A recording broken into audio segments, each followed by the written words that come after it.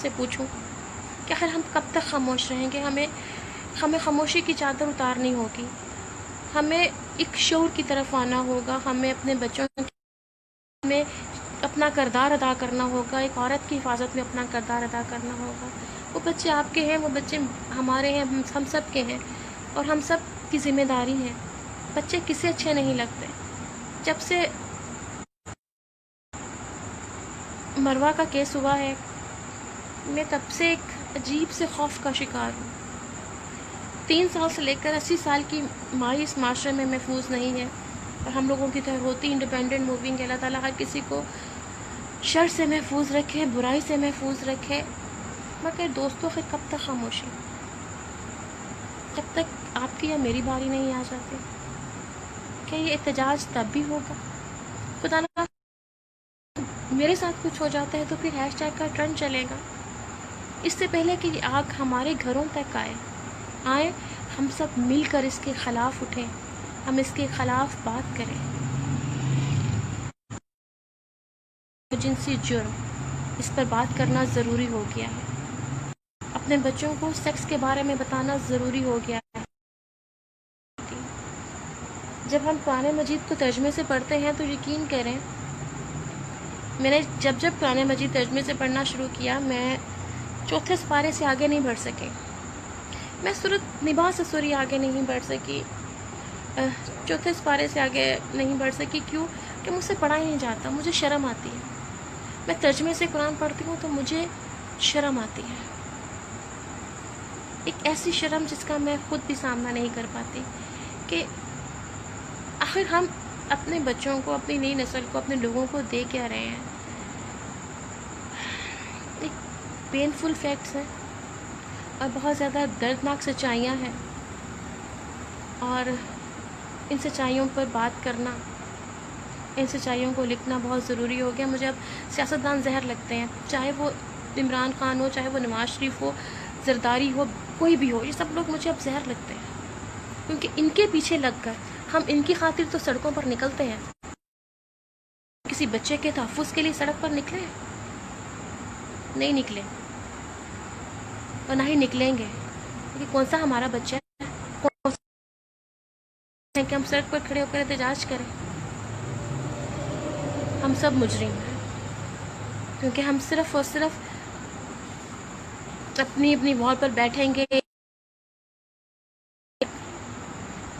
میری اپنے دوستوں سے، اپنے پڑھنے والوں سے، دیکھنے والوں سے صرف ایک ریکویسٹ ہے، میں نے پچھلی دفعہ بھی کی تھی، کہ آپ سب لوگ ایک تحریک شروع کریں اپنے ارد گرد بھی، اپنی والز پر بھی، کہ آئیں بچوں اور عورتوں کو تحفظ فراہم کریں۔ میں اپنے گھر سے باہر نکلتی ہوں، یا میں اپنے کسی میل فرینڈ سے بھی ملتی ہوں، اس کے ساتھ لنچ کرتی ہوں یا کہیں ہوتی ہوں، تو یقین مانیں مجھے یہ یقین ہوتا ہے کہ ہاں میں ایک اچھے انسان کے ساتھ ہوں، میں ایک ایسے شخص کے ساتھ ہوں جو مجھے ایک عزت اور احترام دے رہا ہے، اور الحمد کبھی بھی اپنے دوستوں کی کسی بھی قسم کی کوئی ایسی شکایت کا سامنا ہی نہیں کرنا پڑا۔ جن سے کبھی ہوا ان سے میں کبھی دوبارہ زندگی میں ملی بھی نہیں۔ لیکن یہ ضرور ہے کہ جتنی حد میں آپ خود رکھتے ہیں اتنی حد میں آپ اپنے دوستوں کو بھی رکھتے ہیں۔ میرے دوست میری اس حدود سے واقف ہیں، انہیں پتہ ہے ملیحہ سے کب کیا بات کرنی ہے، اور انہیں بھی پتہ ہے کہ ماشاءاللہ کھلے دماغ و دل کی ہے، یہ بات سنتی بھی ہے، اور جہاں پر خاموشی چپ رہنا ہے برداشت کر جاتی ہے، بات کو اگر وہ چھیڑتے ہیں تنگ تو یہ برداشت کر جاتی ہے، لیکن وہ پھر خاموش ہو جاتی ہے، اور خاموش ہونے کا مطلب ہے کہ اس نے اس تعلق کو ختم کر دیا۔ میں اب گھر سے بہت کم نکلتی ہوں، میری زیادہ تر ذمہ داری میری والدہ کے ساتھ ہے، لہٰذا میرا زیادہ تر قیام گھر پر ہی ہے، گھر بیٹھ کر جو کرنا ہے سو کرنا ہے۔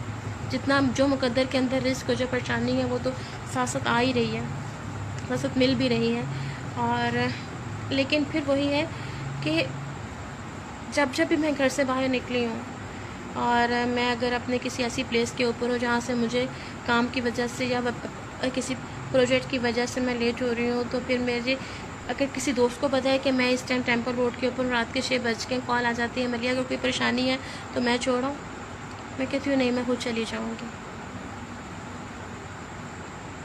کیونکہ شاید مجھے لڑنا آتا ہے، میں نے اپنی زندگی کے لیے بڑی طویل فائٹ بھی کی ہے، اور ایک بہت برے انسان کے خلاف فائٹ کی ہے، اور سمجھ لیں میں ایک جہنم سے باہر نکلی ہوں۔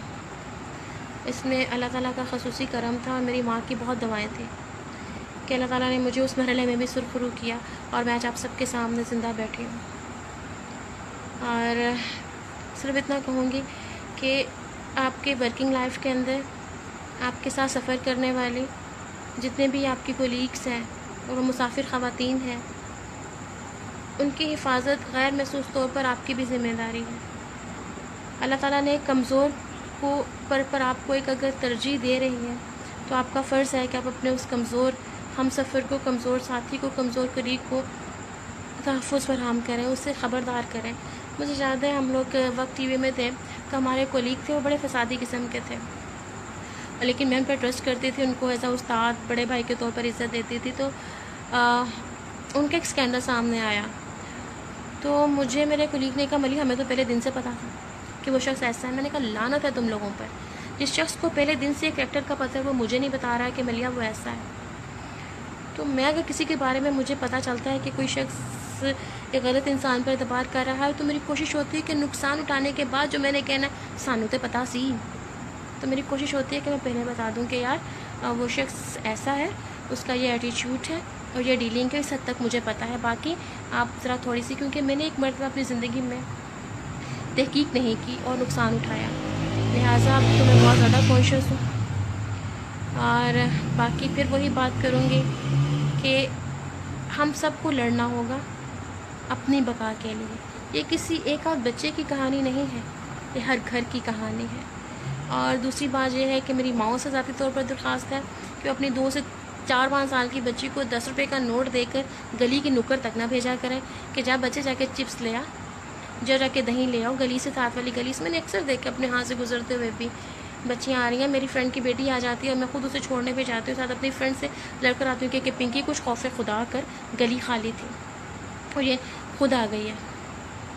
تو یہ میری ذمہ داری ہو جاتی ہے کہ اگر بچے میرے پاس آ جاتے ہیں ملیہ خالہ کی طرف جانا ہے تو پھر میں کہتی ہوں یار اگر مجھے کال کر دیا کرو، میں تم لوگوں کے پاس آ جاؤں گی، پلیز تم لوگ میرے پاس نہ آؤ، اگر آنا تو مما ساتھ آؤ۔ تو آپ کو ذمہ داری اٹھانا پڑتی ہے، جہاں پر محبت ہوتی ہے، جہاں پر آپ کے اندر ایک احساس شعور ہوتا ہے، وہاں پر آپ اٹھانا پڑتی ہے اور آپ کو ذمہ داری لینی چاہیے۔ میری کیونکہ میں اس ایشو پر تھوڑا بہت آج کل پھر سے لکھنے کی طرف آئی ہوں، تو میرا پہلا فیچر اسی ایشو کے اوپر ہے۔ تو جن دوستوں سے بات ہو رہی ہے، جن سائیکیٹرسٹ سے بات ہو رہی ہے، ہر شخص کہہ رہا ہے کہ ملیہ سمجھ میں نہیں آ رہا، ہمیں خوف کا شکار ہے۔